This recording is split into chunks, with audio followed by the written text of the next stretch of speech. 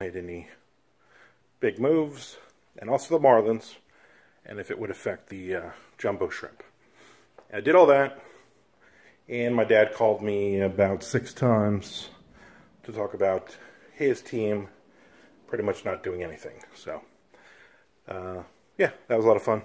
So, but now I'm walking. I mean, I've done my steps, and I'm actually close to the 10,000 now.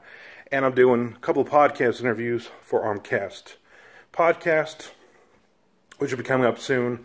And the goal is this coming weekend at Scares That Cares to do a bunch of interviews with a bunch of people. I'm going to be doing some short interviews and probably 2 or 3 longer ones.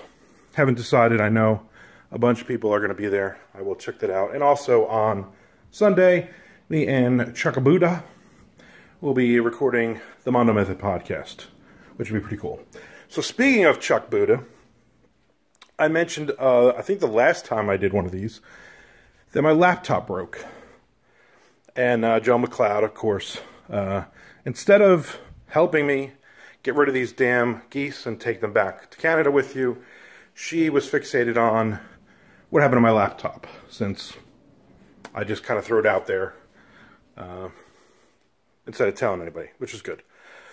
So when I went up to Nikon, when I was unpacking, taking stuff out of my car into Chuck Buddha's car, he went into a rage and he threw it on the ground and he started stomping on my laptop because he said, "We are not working this weekend."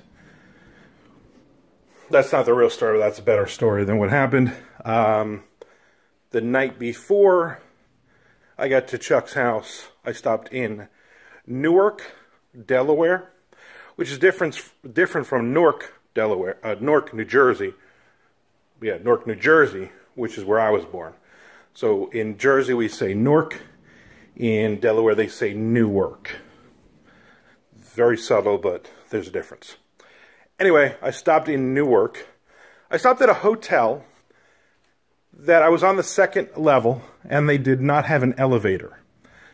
Isn't that odd that you go to a hotel, it's fucking 2018, and they did not have an elevator to get to the 2nd floor, so I had to walk up steps.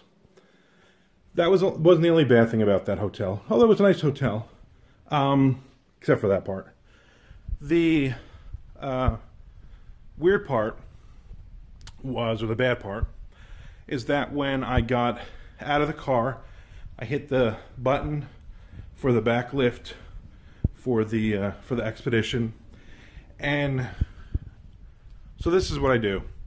Every time I go out of town and I bring my laptop, I always put it behind me, because my wife always drives, so I just put it behind me, behind the passenger seat, so that if I have to get to like my tablet or something, I can reach and grab it.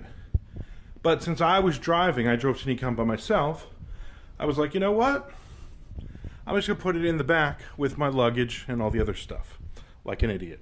And when the lift went up, boom, the laptop slid out of the back and hit the pavement, and it was one of those, you could just, the sound of it, you could tell it just hit perfectly flat. Boom. So I took the laptop in with me, and it plugged in, and it booted up, and at first I was like, all right, maybe nothing happened. And then I got the red screen of death, and basically, which I believe means like the motherboard or something, is basically screwed in it. I was very upset, and not that I was really even going to do any work. I mean, I probably wouldn't have written or anything anyway while I was at Nikon, but that's what happened to the laptop. So I'm an idiot, and that's actually, my wife pointed out, that is the 4th laptop that I have broken in the last 5 years, almost 6 years since we've been together. That's a lot of laptops broken, especially since I write on a desktop at home 99% of the time. So I really only use that to conventions and stuff like that. So that kind of pissed me off. Therefore, this weekend coming up, I will be without a laptop. I will be filming these walk and talks, trying to figure out a way to get them posted onto Patreon. My wife's supposed to bring her laptop because technically she's never off the clock. So if in case there's an emergency or something in one of her properties, she has to be online. Or so she's bringing it, but she said I can use the laptop with supervision and I'm not allowed to move it, which is fine. So hopefully I will be able to post these videos up and stuff like that. And I'll also probably have some Scares That Care exclusive stuff. So maybe you are a patron of mine and you're going to be there. I would love to shoot a quick 5-minute video with you. I think that would be awesome. So